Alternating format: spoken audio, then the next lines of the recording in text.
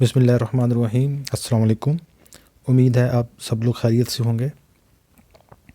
आज के इस लेक्चर में हम जनरल से एमसीक्यूज़ डिस्कस करने जा रहे हैं जिनका ताल्लुक़ तकरीबन आपके सिलेबस के स्पेशली इंस्पेक्टर इंडियन रेवेन्यू के सिलेबस के साथ है। तो इम्पोर्टेंट एमसीक्यूज़ हैं, तो इनको डिस्कस करने के साथ साथ हम इस पे इस तरीके से नज़र डालेंगे कि अगर ये थोड़ा बहुत चेंज होके भी आए तो हम इसे अंडरस्टैंड कर सकें कि असल में करेक्ट ऑप्शन क्या है। तो इसको डिस्कस करते हैं जी। सबसे पहले देखिएगा, number 1 is the central board of revenue was created on option a 2 April 1924, option b 1 April 1924, option c 4 March 1920 and option d 1 April 1921। इसमें इन्होंने बोल्ड किया हुआ जो करेक्ट आंसर है, लेकिन हम इसको डिस्कस करते हैं। तो देखिएगा, CBR 1 अप्रैल 1924 को बनाई गई थी और CBR means central board of revenue. ये टैक्स कलेक्शन का इदारा बनाया गया था पाकिस्तान बनने से पहले, और 2007 में CBR का नाम चेंज करके FBR रख दिया गया था। तो उसके बाद सेकेंड है जी, the central board of revenue was created under, तो first option federal board of revenue act 1920, B federal board of revenue act 1922, C central board of revenue act 1924 और D none of the above.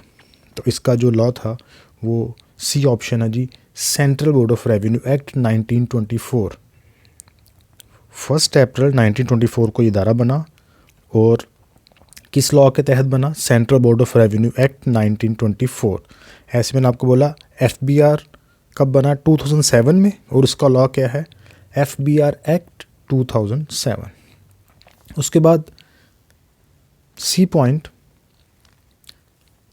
MCQ number 3, the main functions of federal board of revenue include a to formulate and present proposals relating to income tax, B to formulate and present proposals related to sales tax, C to formulate and present proposals relating to federal excise duty, and D all of the above। तो इसका answer क्या होगा?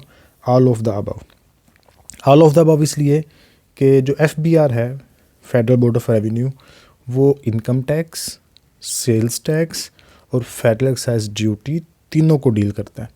इसलिए तो हम इसकी services को inland revenue services कहते हैं, और इनलैंड रेवेन्यू सर्विसेज में इनकम टैक्स, सेल्स टैक्स और फेडरल एक्साइज ड्यूटी, ये तीनों ही शामिल होते हैं।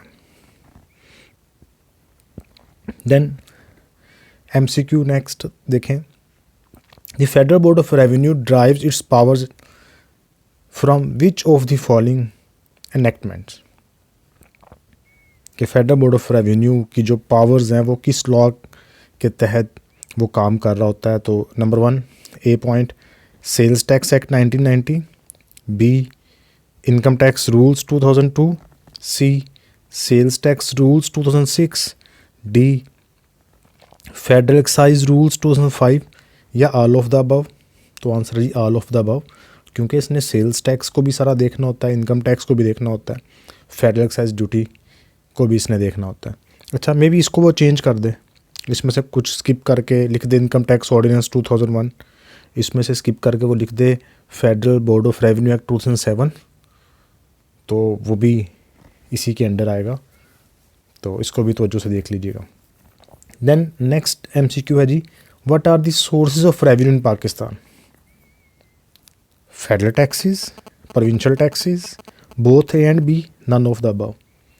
तो भाई सोर्सेज ऑफ रेवेन्यू वो चाहे प्रोविंशियल गवर्नमेंट कलेक्ट कर रही है चाहे फेडरल गवर्नमेंट कलेक्ट कर रही है, रेवेन्यू तो है ना वो टैक्स, तो इसलिए ये बोथ ए एंड बी होगा इसमें।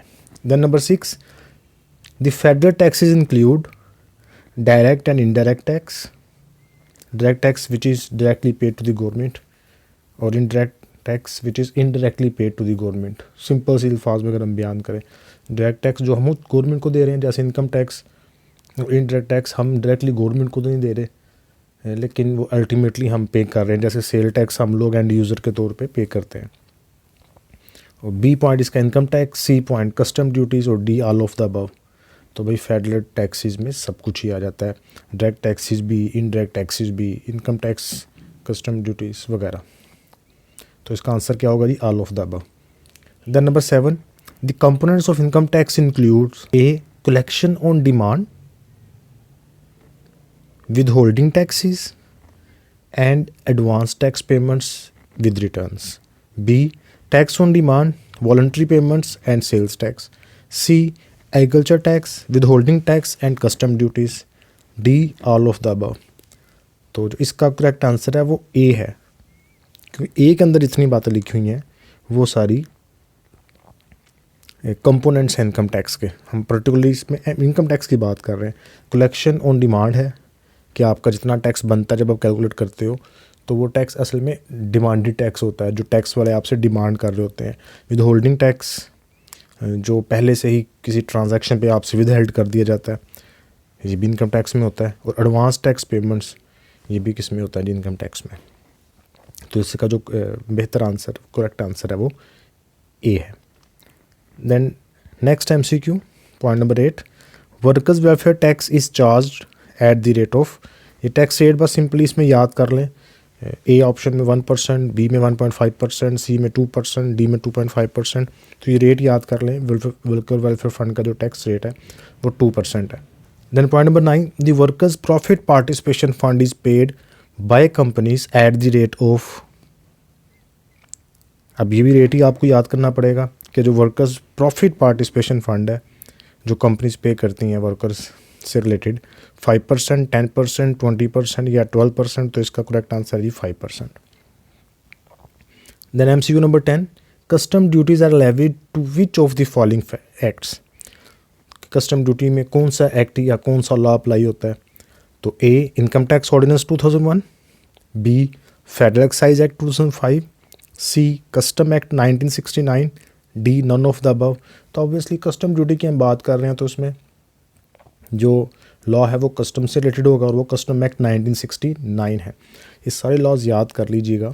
Income tax ordinance 2001, income tax rules 2002, federal excise act 2005, custom act 1969, sales tax act 1990, sale tax rules 2006, ताकि वो किसी भी तरीके से MCQ बना के पूछे तो आपको पता हो कि वो एक्चुअली आपसे क्या चीज़ पूछ रहा है, उसका करेक्ट आंसर क्या है।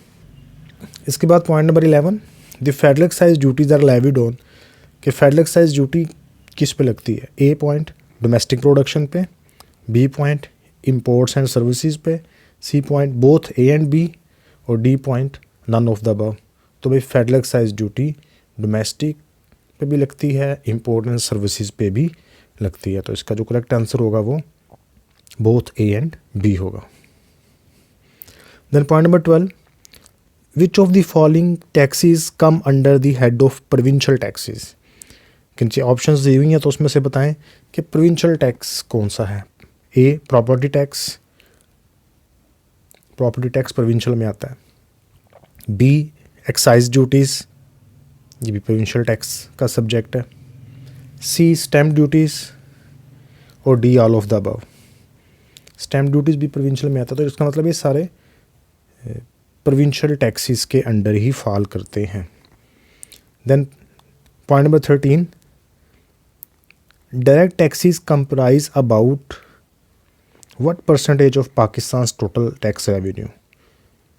कि पाकिस्तान का जो टोटल टैक्स कलेक्शन है, टैक्स का रेवेन्यू है, उसमें डायरेक्ट टैक्सेस का कितना हिस्सा है। आपको मुख्तलिफ ऑप्शंस दी होंगी, ऑप्शन याद रख लें। जो करेक्ट आंसर है वो चाहे इसको ऑप्शंस को चेंज भी करे तो आपको करेक्ट आंसर पता होना चाहिए कि 38% है। तो 38% को कहीं भी वो प्लेस कर ले ऑप्शन में, इसका आप डायरेक्ट टैक्सेस का जो हिस्सा है वो याद रखिएगा 38%। Then point number 14, the current expenditure of government include. Current expenditure जो गवर्नमेंट के होते हैं उसमें क्या कुछ आता है? A defence, B debt service, C general administration and social services, D all of the above. तो भाई ये सारे करंट एक्सपेंडिचर में ही फॉल करते हैं, तो आंसर क्या होगा इसका? All of the above. Then point number 15, the total outlay of the federal budget 2021-22 is, जो अभी जो बजट फेडरल बजट 2021-22 है उसकी जो टोटल आउटले है वो कितनी है जी? 8.5 ट्रिलियन, इसका पहले ही आंसर है। तो इसको याद कर लें, ये इसको रोटेट भी करे, ए की बजाय बी सी डी में पूछे तो आपको याद होना चाहिए कि टोटल आउटले जो है federal budget 8.5 trillion rupees. Then point number 16, the total expenditure of the current physical year is estimated, कि इस साल ये जो टैक्स ईयर चल रहा है, फिजिकल ईयर लिखा हुआ है, वो फिजिकल ईयर 2021-22 भी लिख सकता है। तो ये एक्सपेंसेस याद रखिएगा कितने हैं? 8,487 trillion rupees. Then point number 17, Pakistan budgetary allocation to defence is about 1.4 trillion rupees. तो बस ये फिगर्स आपको याद करनी पड़ेंगी, इसमें समझने वाली बात नहीं है सच। तो फिगर्स याद कर लें कि फिगर्स को आगे पीछे भी करें तो आपको ये याद हो। Then point number 18, the public sector development programme has been marked with rupees 2.1 trillion rupees. इस बजट में, फेडरल बजट 2021-22 में जो पब्लिक सेक्टर डेवलपमेंट प्रोग्राम है उसके लिए 2.1 ट्रिलियन रुपये रखे गए हैं। 19 point, the government has move to take the GDP gross domestic product growth of physical year, जो इस साल फेडरल बजट में 2021-22 में गवर्नमेंट का टारगेट है GDP ग्रोथ का, वो 4.8% है। तो इसका ए आंसर हुआ। अगेन याद कर लें, वो 4.8 को कहीं भी लिखेगा, वो सी ऑप्शन में लिख दे, डी ऑप्शन में लिख दे, बी में लिख दे, तो आप इसी को टिक करेंगे। Then point number 20, the minimum wage of the labour has been increase to what in budget. 2021-22 के बजट में जो मिनिमम वेज है वो पर मंथ 20,000 है। तो इसमें इधर वैसे लिखना चाहिए था कि पर मंथ, लेकिन खैर याद रखिएगा 20,000 इसका आंसर होगा। देन नेक्स्ट 21 पॉइंट पे देखिएगा, according to economic survey of Pakistan, Pakistan current GDP growth is 3.94% है। मौजूदा जो ग्रोथ है पाकिस्तान के GDP की वो 3.94% है। और गवर्नमेंट ने कितना टारगेट रखा हुआ है अभी हमने ऊपर पढ़ा 19 पॉइंट में, 4.8% के इस दफ़ा इसने ग्रो करना है। Then 22 point, according to latest labour force survey the unemployment rate of Pakistan estimated during the year 2020-21 was, के 2020-21 में, ये लास्ट ईयर की बात कर रहा है, 2017-18 में सर्वे हुआ, उसमें एस्टिमेट किया गया कि 2020-21 तक जो पाकिस्तान में अनएम्प्लॉयमेंट रेट है लेबर फोर्स का वो 9.56% तक होगा। देन पाकिस्तान लिटरेसी रेट कितना है जी? 60%, इसका आंसर है ये बी पॉइंट बना आपका। Then point number 24, in public sector GFCF the electricity generation distribution and gas distribution has registered a growth of 8%, इसका आंसर होगा। इसमें गैस और इलेक्ट्रिसिटी दोनों को मिला के इनकी जो डिस्ट्रीब्यूशन की ग्रोथ है, मतलब आप कह लें कि इस्तेमाल करने की ग्रोथ जो सी है, अब आपको पता है गैस और बिजली ज़्यादा इस्तेमाल होती है। तो सबसे पहले देखें जी GFCF से क्या मुराद है। तो GFCF stands for gross fixed capital formation. तो इसमें इलेक्ट्रिसिटी जनरेशन, डिस्ट्रीब्यूशन और उसके अलावा गैस डिस्ट्रीब्यूशन, इसका जो ग्रोथ देखा गया है वो 8% है। तो इसका आंसर आप 8% लिखेंगे। Then point number 25, investment to GDP ratio has reach to, 2020-21 के हवाले से ये बात कर रहा है। तो 2021-22 ख़त्म होगा तो फिर हम देखेंगे कि ये रेशो क्या थी। तो इन्वेस्टमेंट टू GDP रेशो 2020-21 की 15.2% ये रिकॉर्ड की गई है। Then point number 26, the current per capita income of Pakistan $1,542.5 है, टी पॉइंट इसका आंसर है। Then point number 27, headquarter of FBR is situated in Islamabad. FBR का जो हेडक्वार्टर है वो इस्लामाबाद में है। Point number 28, the current chairman of FBR is, अब यहाँ पे 4 नाम लिखे हुए हैं, mister Asim Ahmad, A, B Ansar Javed, C Ali Arshad Hakim, D Tariq Bajwa. वैसे इस वक्त जब हम ये वीडियो रिकॉर्ड कर रहे हैं तो इनमें से अब कोई भी नहीं है। इन्होंने मिस्टर आसिम अहमद लिखा हुआ है, ये बुक की पब्लिशिंग के वक्त यही थे, लेकिन इस गवर्नमेंट ने 3 सालों में तकरीबन 8 चेयरमैन FBR चेंज किए हैं। तो इस वक्त at the time of recording the video जो चेयरमैन FBR हैं वो डॉक्टर मोहम्मद अशफाक अहमद हैं। आप काइंडली इसको पढ़ के जाइएगा ताकि आप लोगों को आइडिया हो जाए। FBR की वेबसाइट से जाने से पहले, पेपर से पहले चेक कर लीजिएगा। Then point number 29, the portfolio finance secretary is held by, finance secretary कौन है जी पाकिस्तान में इस वक्त? सलमान सिद्दीक, कामरान अफजल, यूसुफ खान या अब्दुल वाजिद राना। तो ये भी इनमें से कोई भी इस वक्त फाइनेंस सेक्रेटरी नहीं है, बल्कि at present at the time of recording this video जो फाइनेंस सेक्रेटरी है वो हामिद याकूब शेख हैं। तो अगेन जाने से पहले इसको चेक कर लीजिएगा। Point number 30, current finance minister of Pakistan is number 1 A Sheikh Rashid, B Khawaja Asif, C Shaukat Tarin, D Chaudhary Nisar Ali Khan. और आपको पता है ये शौकत तरीन है, इनका पूरा नाम शौकत फयाज़ अहमद तरीन।